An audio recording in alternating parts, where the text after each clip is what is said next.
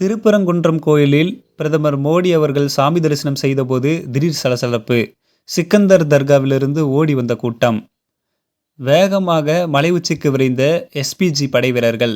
சுற்றி வளைக்கப்பட்ட 20 பேர். 2026 சட்டமன்ற தேர்தல் நெருங்கி வரும் சூழ்நிலையில் தேசிய ஜனநாயக கூட்டணி தீவிர பிரச்சாரத்தில் ஈடுபட்டு வருகிறது. குறிப்பாக பிரதமர் மோடி மதுராந்தகத்தில் நடைபெற்ற பிரச்சாரத்தை தொடர்ந்து நேற்று 2வது முறையாக மதுரையில் நடைபெற்ற பிரச்சார கூட்டத்தில் கலந்து கொண்டார். இந்த கூட்டத்தில் அதிமுக, பாஜக, பாமக, தமாக உள்ளிட்ட அனைத்து கூட்டணி கட்சிகளின் தலைவர்களும் கலந்து கொண்டார்கள். முன்னதாக நேற்று காலை சென்னை வந்த மோடி சென்னை விமான நிலையத்திலிருந்து புதுச்சேரி சென்றார். அங்கு நடைபெற்ற அரசு நிகழ்ச்சியில் பங்கேற்ற அவர் 2700 கோடி மதிப்பிலான நலத்திட்டங்களை நாட்டு மக்களுக்கு அர்ப்பணித்தார். அதனையடுத்து மதியம் திருப்பரங்குன்றம் முருகன் கோவிலில் சாமி தரிசனம் செய்தார். அப்போது அங்கு கோவில் நிர்வாகம் சார்பில் அங்கு பிரதமர் மோடிக்கு பூரண கும்ப மரியாதை செய்யப்பட்டது. அதையடுத்து முருகன் சன்னதி முன்பு சாஸ்தாங்கமாக விழுந்து வழங்கினார் பிரதமர் மோடி. மேலும் பிரதமர் மோடி திருப்பரங்குன்றம் முருகன் கோயிலுக்கு வருவது உறுதியானதை தொடர்ந்து கடந்த ஒரு வாரத்திற்கு முன்பே அங்கு போலீஸ் பாதுகாப்பு அதிகமாக பலப்படுத்தப்பட்டது. குறிப்பாக பிரதமர் மோடியின் எஸ்பிஜி படை வீரர்கள் திருப்பரங்குன்றம் சென்று பாதுகாப்பை உறுதிப்படுத்தினார்கள். இந்நிலையில் இன்று மோடி திருப்பரங்குன்றம் முருகன் கோவிலுக்கு சென்று சாமி தரிசனம் செய்தார். அந்த சமயத்தில் அந்த மலை உச்சியில் அமைந்துள்ள சிக்கந்தர் தர்காவிலிருந்து ஏராளமான இஸ்லாமியர்கள் முருகன் கோவிலில் கூட்டம் அதிகமாக இருப்பதை தங்களுக்கு சாதகமாக பயன்படுத்தி முருகன் கோயில் எல்லைக்குள் வந்து முருக பக்தர்களின் கூட்டமாக கலந்துள்ளார்கள். இப்படி சிக்கந்தர் தர்காவை சேர்ந்த இஸ்லாமியர்கள் முருகன் கோவில் பகுதிக்குள் வந்ததை பார்த்த முருக பக்தர்கள் அதற்கெதிராக கூச்சல் எழுப்பினார்கள். சிக்கந்தர் தர்காவை சேர்ந்தவர்களுக்கு முருகன் கோவிலுக்குள் என்ன வேலை என்று சிலர் அவர்களிடத்தில் மோதலில் ஈடுபட்டார்கள்.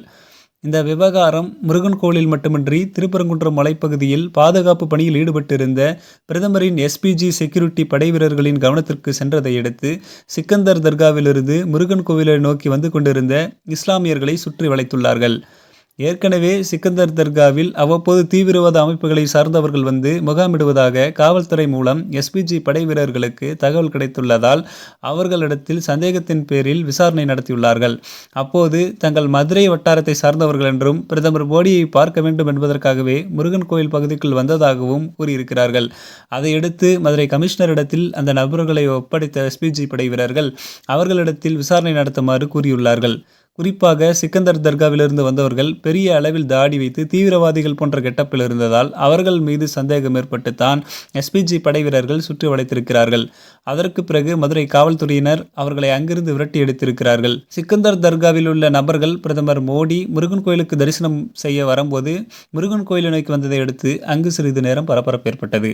அதோடு பிரதமர் மோடி முருகன் கோயிலுக்கு வரும்போது திருப்பரங்குன்றம் மலையில் ஏறுவதற்கு யாருக்கும் அனுமதி கொடுக்கக்கூடாது என்று காவல்துறையிடத்தில் எஸ்பிஜி படை வீரர்கள் கூடியிருந்த போதும் இஸ்லாமியர்கள் மலை மீது ஏற தடை போட்டால் தமிழக முதலமைச்சர் கடும் கோபத்திற்கு உள்ளாவார் என்ற காரணத்தினால் மதுரை காவல்துறையினர் பிரதமர் மோடியின் வருகையின் போது தர்காவிற்கு சென்ற இஸ்லாமியர்களை கண்டுகொள்ளாமல் விட்டுவிட்டதாக கூறப்படுகிறது.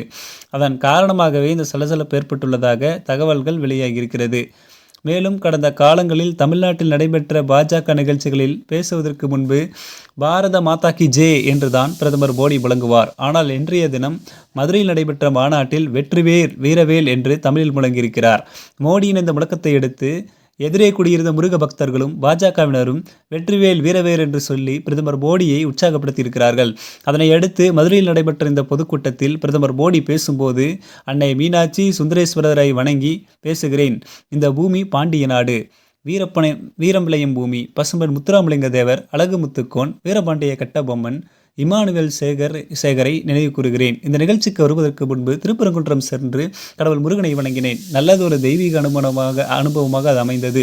அதே சமயம் அங்கு சென்றபோது எனக்கு மனம் வருத்தமடைந்தது. பூரணச்சந்திரன் திருப்பரங்குன்றம் தீபத்தூணில் தீபமேற்ற கோரி தீக்குளித்து வீர தியாகம் செய்ததை நினைத்து பார்த்தேன். அவரது மனைவி குழந்தைகளை சந்தித்தேன். அவர்களுக்கு என்னுடைய இரங்கலை தெரிவித்தேன். பூரணச்சந்திரனின் ஆன்மா சாந்தியடைய எனது பிரார்த்தனைகளை கடவுள் முருகனின் பாதங்களில் அர்ப்பணிக்கிறேன். மனிதநேயம் என்பது திமுக அரசுக்கு இல்லை. அதனால்தான் இந்த சம்பவம் நடைபெற்றிருக்கிறது. முருகன் கோயில் தீபத்தூணில் தீபமேற்ற நீதிமன்றம் உத்தரவு பிறப்பித்தும் தமிழக அரசு அதை தடுத்ததால் தான் அவர் தன்னை மாய்த்து கொண்டுள்ளார். இது மிகுந்த வலியை ஏற்படுத்தியிருக்கிறது. திமுக அரசு என்ன வேண்டுமானாலும் செய்துவிட்டு போகட்டும். வாய்மையை வெல்லும், முருக பக்தர்களே இறுதியில் வெற்றி பெறுவார்கள் என்று பேசிய பிரதமர் மோடி, தமிழகத்தில் மீண்டும் ஆட்சியை பிரித்துவிடலாம் என்று சிலர் கோட்டை கட்டி வருகிறார்கள். ஆனால் தேசிய கூட்டணி கட்சிகளின் கூட்டத்தை பார்த்த பிறகு அவர்களின் கனவு கற்பனை கோட்டைகளாக, கானல் நீராக மாறியிருக்கும். இந்த தேர்தலில் தமிழ்நாட்டில் ஆட்சி மாற்றத்தை கொண்டு வர வேண்டும் என்று தமிழக மக்கள் முடிவெடுத்து விட்டார்கள். திமுகவை ஆட்சியிலிருந்து வெளியேற்றிய தீர வேண்டும் என்று தமிழ்நாட்டு மக்கள் முடிவெடுத்து விட்டார்கள். தேசிய ஜனநாயக கூட்டணி தான் ஆட்சி மாற்றத்தை கொண்டு வரப் போகும் என்பதை தெரிந்து கொண்டார்கள். தமிழ்நாட்டில் அடுத்து ஆட்சி அமைக்கப் போவது தேசிய ஜனநாயக கூட்டணி அரசுதான் என்று அடித்து பேசிய பிரதமர் மோடி, 2021 சட்டமன்ற தேர்தலுக்கு முன்பு பொய்யான வாக்குறுதிகளை அள்ளி கொடுத்து ஆட்சிக்கு வந்து திமுக அரசு மக்களின் எதிர்பார்ப்புகளை பாழாக்கிவிட்டது. தமிழ்நாட்டில் திமுக அரசு கொள்ளையடித்து வருகிறது. அதனால் இனிமேலும் அதற்கு தமிழக மக்கள் இடம் கொடுக்கக்கூடாது. தமிழ்நாட்டை காப்பாற்ற வேண்டும். மதுரை மாவட்டத்தை சேர்ந்த மக்கள் எம்ஜிஆரை ஆதரித்தார்கள். அதனால்தான் திமுகவிற்கு மதுரை என்றாலே வேப்பங்காயாக கசக்கிறது என்று பிரதமர் மோடி பேசியிருக்கிறார். இது குறித்து உங்களுடைய கருத்துக்களை கமெண்ட் வாயிலாக தெரிவியுங்கள். மேலும் இது போன்ற உடனுக்குடன் உங்களுடைய அரசியல் சார்ந்த செய்திகளை தெரிந்து கொள்ள மறக்காமல் நம்ம சேனலோடு இணைந்திருங்கள். நன்றி.